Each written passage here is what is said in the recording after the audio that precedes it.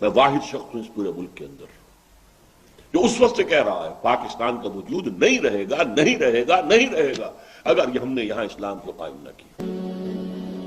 یہ اپنے رضاؤں دیا کو چھوڑ چکا، گم کر چکا ہے ہی نہیں، وجود کے لیے جواز نہیں ہے، بے جواز چیز قائم نہیں رہا کرتی۔ میں چونکہ خود عینی شاہد میں نے مسلم اسٹوڈنٹ فیڈریشن کے ایک کارکن اور ایک رہنما بھی آپ کر سکتے ہیں، اس لیے کہ میں حصار ڈسٹرکٹ مسلم اسٹوڈنٹ فیڈریشن کا جنرل سیکرٹری تھا، ہائی اسکول اسٹوڈنٹ کی حیثیت سے ہم نے جلوس نکالے، نعرے لگائے، پاکستان کا مطلب کیا، لا الہ الا اللہ، ہم نے دعائیں مانگی جمعوں کے اجتماع میں، عیدین کے اجتماع میں، اللہ ہمیں انگریز اور ہندو کی دوہری غلامی سے نجات دے تاکہ تیرے دین کا بول بالا کرے، تیرے نبی کا دیا ہوا نظام قائم کرے۔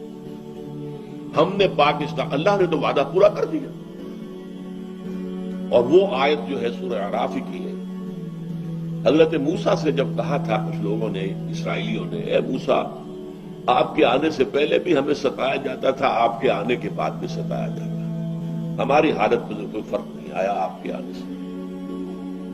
تو انہیں جواب دیا گیا، اللہ تعالیٰ نے جواب دیا، قل اے موسیٰ ان سے کہہ دو عسیٰ ربکم ان یہلک عدوکم، اب قریب ہے وہ وقت کہ تمہارا رب تمہارے دشمن کو ہلاک کر دے، فرعون اور اس کے لاؤ لشکر کو تباہ کر دے، غرق کر دے، وَيَسْتَخْلِفَكُمْ فِي الْأَرْضِ، زمین میں تمہیں حکومت دے، طاقت دے، فَيَنْظُرَ كَيْفَ تَعْمَلُونَ، پھر دیکھے گا تم کیا کرتے ہو۔ اسی امتحان میں ہم 56.5 برس گزار چکے ہیں اور ہم نے اللہ سے وعدہ خلافی کی۔ اس وعدہ خلافی کا نتیجہ میں نے آیات جو پڑھی ہے شروع میں، سورہ توبہ کی 3 آیات، دنیا میں کوئی قوم اجتماعی طور پر اللہ سے کوئی وعدہ کر کے وعدہ خلافی کرے تو اس کی سزا کیا ملتی ہے؟ اس قوم میں اجتماعی طور پر نفاق اور منافقت کا مرض پیدا کر دیا جاتا ہے۔ نفاق اور منافقت جو کفر سے بھی زیادہ ناپسند ہے اللہ، ان المنافقین فی الدرک الاسفل من النار، منافقین جو ہے وہ جہنم کے سب سے نچلے درجے میں ہوں گے، جس کے لیے کہ حضور کی شفاعت سے انہیں محروم کیا گیا۔ استغفر لہم او لا تستغفر لہم لن یغفر اللہ، آپ چاہے استغفار کریں ان کے لیے، چاہے نہ کریں، اور سورہ توبہ میں جو ہے ان تستغفر لہم 70 مرۃ، آپ 70 مرتبہ بھی استغفار کریں گے تب بھی ہم معاف نہیں کریں گے۔ وہ ہے منافق۔ چنانچہ ان آیات میں کیا کہا گیا، میں نے بارہا اس کو بیان کیا ہے، وَمِنْهُمْ مَنْ عَاهَدَ اللَّهَ، مدینے کے منافقوں میں ایک قسم ان کی ہے جنہوں نے اللہ سے ایک عہد کیا، لئن آتانا من فضلہ، اگر اللہ ہمیں اپنے فضل سے نواز دے گا، غنی کر دے گا، دولت مند کر دے گا، لنصدقن، خوب صدقہ خیرات کریں گے، ولنکونن من الصالحین، اور ہم نیک لوگوں میں سے ہو جائیں۔ فلما آتاہم من فضلہ، جب اللہ نے انہیں اپنے فضل سے نواز دیا، بخلوا بہ، اب بخل سے کام، تجوریوں کے دروازے مقفل، بخلوا بہ، اور انہوں نے اللہ سے اعراض کیا، اس لیے اللہ تعالی نے فعاقبہم نفاقا فی قلوبہم، اللہ نے ان کے دلوں میں نفاق کی بیماری پیدا کی، الی یوم یلقونہ، یہ خطرناک ترین الفاظ ہے اس وقت، وہ نفاق قیامت کے دن تک قائم رہے گا، برقرار رہے گا، نکلے گا۔ یہ اللہ جب یہ میں پڑھتا ہوں، عام طور پہ میں رک جاتا ہوں، یہ الفاظ ادا کیا کرتا ہوں، عاقبہم نفاقا فی قلوبہم کی بات ختم کرتا ہے، آگے کے الفاظ لرزہ طاری کرتے ہیں، الی یوم یلقونہ، اس دن تک جو ملاقات کا دن ہوگا قیامت میں، اس وقت تک نفاق یہ رہے گا، بما اخلف اللہ ما وعدوہ، بسبب اس خلاف ورزی کے جو انہوں نے اللہ سے وعدہ کیا ہوا اور اس میں خلاف ورزی کی، وبما کانوا یکسبون، اور وہ جو جھوٹ بولتے رہے کہ ہم ایسا کریں گے۔ تو پاکستانی قوم اس وقت اس اعتبار سے اجتماعی منافقت کا شکار ہے۔ آج ہم بحیثیت مجموعی دنیا کی منافق ترین قوم، 3 قسم کے نفاق آپ یہاں آتے ہیں۔ نفاق قومی، پہلے ہم ایک قوم تھے، ہندو کے مقابلے میں ایک قوم، 2 قومی نظریہ، ہندو ایک قوم، ہم دوسری قوم۔ آج ہم نفاق باہمی میں قومیتوں میں تحلیل ہو گئے. اب قومیت ہے، 4 تو شروع سے تھی، پنجابی، پٹھان، بلوچی، سندھی، اس میں اضافہ ہوا ہے. سرائکی قومیت وہ بھی مدعی ہے، ہماری علیحدہ قومیت ہے. یہ نفاق باہمی ہے. نفاق کردار، جھوٹ، وعدہ خلافی اور خیانت. حضور نے فرمایا آیت المنافق ثلاث، 3 نشانیاں ہیں منافق کی. دوسری حدیث میں آتا ہے وَإِنْ صَامَ وَصَلَّى وَزَعَمَ أَنَّهُ مُسْلِمٌ، جس میں یہ 3 صفات ہیں، وہ چاہے نماز نہ پڑھتا ہو، روزہ رکھتا ہو اور اپنے آپ کو مسلمان سمجھتا ہو، لیکن وہ منافق ہے. اب وہ 3 علامتیں کیا ہیں؟ جب بولے جھوٹ بولے، جب وعدہ کرے خلاف ورزی کرے، کہیں امین بنایا جائے تو خیانت. یہ تینوں چیزیں ہمارے ہاں عوامی سطح پر جس طرح ہیں وہ تو سب کو معلوم ہے، لیکن جو زیادہ قابل توجہ، قابل حذر بات ہے وہ کیا ہے کہ ہمارے ہاں جو جتنا اونچا ہے اتنا ہی جھوٹا، اتنا ہی وعدہ خلاف اور اتنا ہی بڑا خائن ہے. اربوں کی خیانتیں ہوتی ہیں، اب تو سینکڑوں ہزاروں والی بات تو ختم ہو گئی. غبن غبن در غبن. اس نفاق کے ہم اس وقت مریض ہیں. اسی کا ایک اور نقشہ، اس کے نتیجہ یہ ہو سکتا ہے جیسا کہ میں نے کہا کہ اللہ کا عذاب ادنا کی شکل میں آ چکا ہے 1971 میں. زبردست شکست. 93,000 ہمارے قیدی ہندوستان کے پاس گئے. پاکستان کو لخت ہو گیا. بدترین شرمناک شکست. ہمارے ٹائیگر جنرل نے اپنا پستول پیش کیا.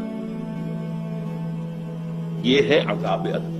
قرآن مجید میں سورہ سجدہ میں آئے تھے وَلَنُذِيقَنَّهُم مِّنَ الْعَذَابِ الْأَدْنَىٰ دُونَ الْعَذَابِ الْأَكْبَرِ. ہم انہیں مزہ چکھائیں گے چھوٹے عذاب کا بڑے عذاب سے پہلے. چھوٹا عذاب کیا ہے؟ یہ جو اللہ ذرا جھنجھوڑنے کے لیے، بیدار کرنے کے لیے شاید جاگ جائے. کبھی قحط آ گیا، کبھی کچھ اور آ گیا، کبھی سیلاب آ گیا، اللہ کی طرف توجہ. لیکن یہ کہ ہم نے اس عذاب ادنا جو حادثہ تھا اس سے کوئی سبق حاصل نہیں. پھر عذاب اکبر ہے جو اب سر پر کھڑا ہو. اور عذاب اکبر دنیا میں، ایک تو آخرت کا عذاب ہے. دنیا میں عذاب اکبر کیا ہوتا ہے؟ کسی قوم کو جڑ سے اکھاڑ کے گئے. جو دنیا میں آتا رہا ہے قوموں کے اوپر، قوم نوح پر، قوم ہود پر، قوم صالح پر، یہ کون سا عذاب تھا؟ فَقُطِعَ دَابِرُ الْقَوْمِ الَّذِينَ كَفَرُوا. ان کی جڑ کاٹ دی گئی. جڑ اگر رہے تو پھر دوبارہ وہ پودا اٹھ سکتا ہے. جیسے اکھاڑ دیا جائے تو اب پودے کے دوبارہ اٹھنے کا کوئی امکان.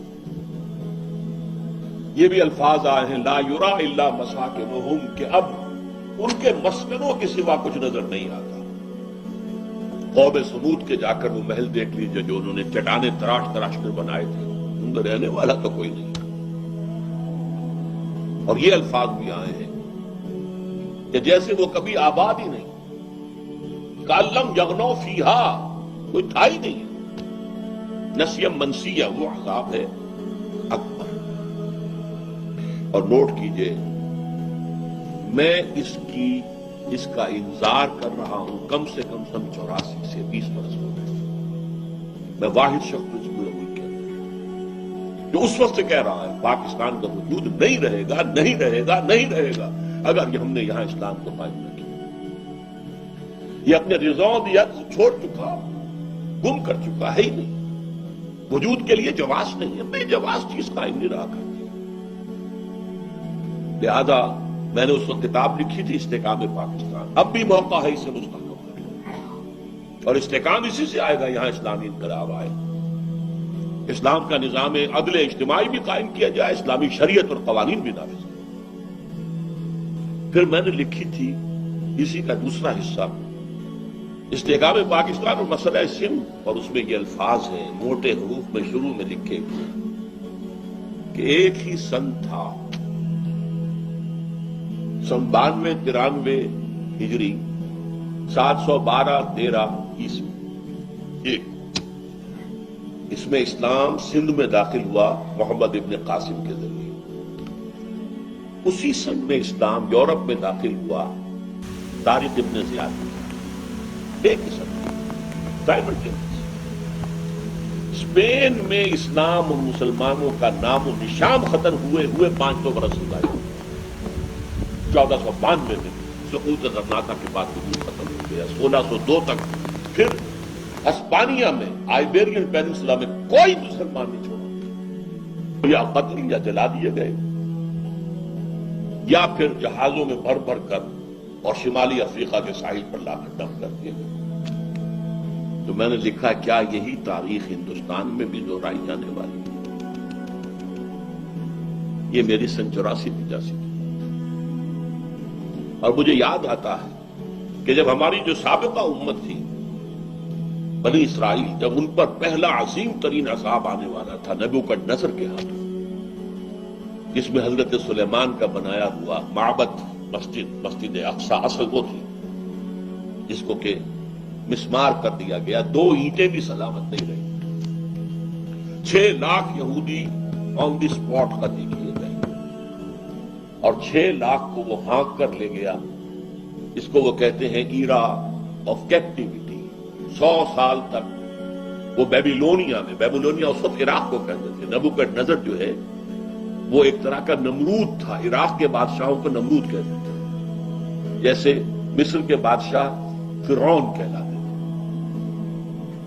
تو وہاں نمرود جو ہے ان کو لے گئے وہاں وہ 100 برس تک کیپٹیوٹی میں رہے جب یہ سزا آنے والی تھی اس وقت جو بنی اسرائیل کے انبیاء تھے یشعیاہ علیہ السلام یرمیاہ علیہ السلام حزقیل علیہ السلام یہ انذار کرتے رہے کہتے رہے دیکھو درخت کی جڑ پر کلہاڑا رکھا جا چکا ہے یہ میں غور کرتا رہا کلہاڑا تو گرتا ہے رکھا تو نہیں جاتا لیکن بعد میں سمجھ میں آ گیا آپ نے دیکھا ہوگا کہ چاہے لکڑی پھاڑنے والا ہے چاہے کوئی اور چاہے جلاد پہلے وہ اپنا جو ہے اس گردن پر رکھتا ہے یعنی یہ کہ مجھے یہاں ضرب لگانی ہے معین کرتا ہے پھر اٹھا کر مارتا کلہاڑے کو بھی پہلے اس لکڑی کے اوپر رکھے گا کہ یہ جگہ ہے جہاں پر کہ مجھے اب اسے ایم کرنا ہے پھر اٹھا کر مارتا تو کلہاڑ جب درخت کی جڑ پر کلہاڑا رکھا جا چکا ہے ہوش میں آ جاؤ جاگ جاؤ لیکن یہی ہے مرنے والی امتوں کا عالم پیری کسی کے کان پر جو